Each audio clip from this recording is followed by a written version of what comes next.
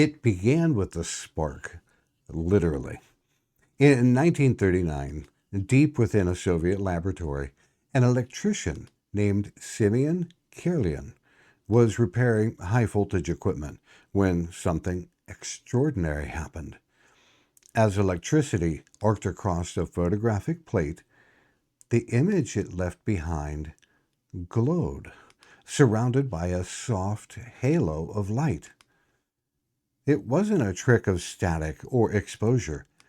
It pulsed, it shimmered, and it seemed alive. Some would call it proof of the human aura. Others dismissed it as a parlor trick. But what if both sides were only seeing part of the truth? In this episode of SoulShift Conversations, we explore the light around us, the truth behind aura photography. Simeon and his wife Valentina began experimenting obsessively. They placed leaves, coins, fingertips, anything they could find onto photographic plates connected to high-frequency currents. What developed was always the same, a glowing corona of light, sometimes faint, sometimes blazingly bright. They believed they had captured the energy field of life itself, what ancient mystics called the aura. Word of their discovery spread quietly at first.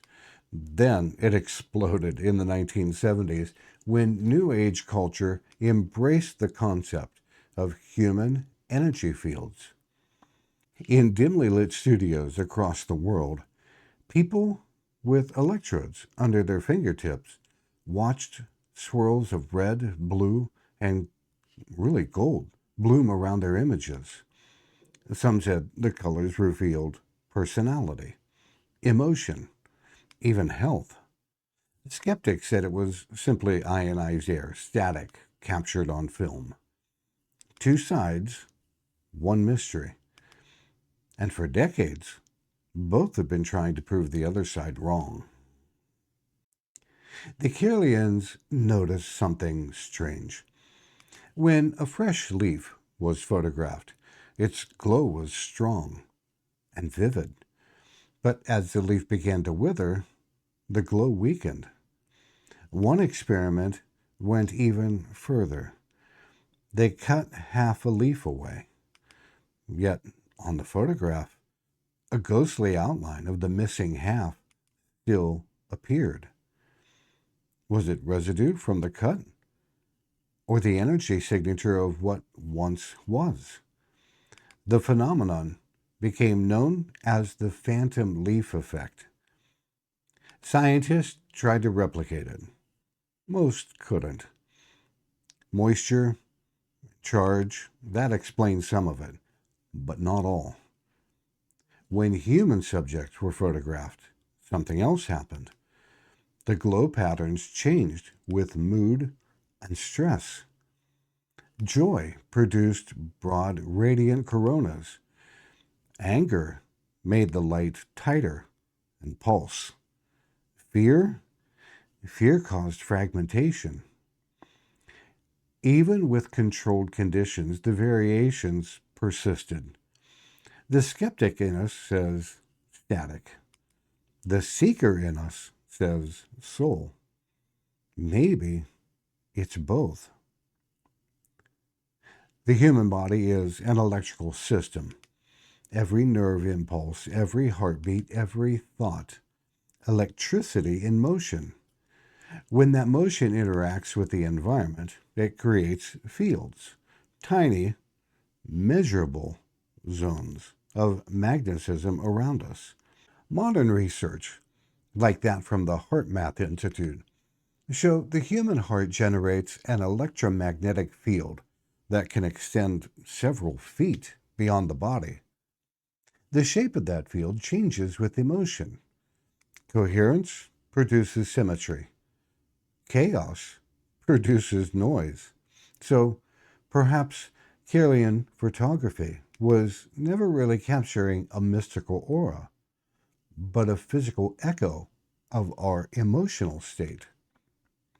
Still, there's something poetic about it, because every spiritual tradition on earth, from the Vedas to the Bible, has described humans as light bearers, beings of vibration, carriers of frequency. Maybe the Kailians simply stumbled upon a way to see what the ancients had always felt. Whether we call it aura, chi, or biofield, the essence is the same. We radiate energy that reflects our inner world. When you're grounded, grateful, aligned, your field expands, luminous and soft. When you're stressed, angry, or lost, it contracts. Healers feel it. Empath, they sense it. And most of us recognize it, even without words. You've walked into a room and felt the tension before anybody spoke. You've met someone and instantly felt drawn to them or repelled. That's not imagination. That's your energy body reading the field. Killian's camera, in its way, was humanity's first attempt to quantify intuition. And that's the beauty of it. The mystery isn't whether the aura is real. The mystery is how we've gone this long, forgetting that we are light. Today, digital aura cameras translate electrical data into color images: reds for vitality, blues for calm, golds for inspiration. Some call it art. Some call it pseudoscience.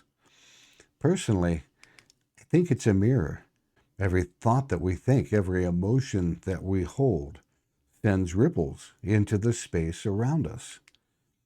And those ripples change how people experience our presence. You don't need a special camera to see that. You only need awareness. So tonight, as you sit quietly, maybe turn off the lights and close your eyes. Imagine your energy as a gentle light expanding from your heart. Feel it grow as you breathe in gratitude. That is your true aura. I'm Michael Peterson, and this has been SoulShift Conversation, where intention meets energy and reality begins to bend.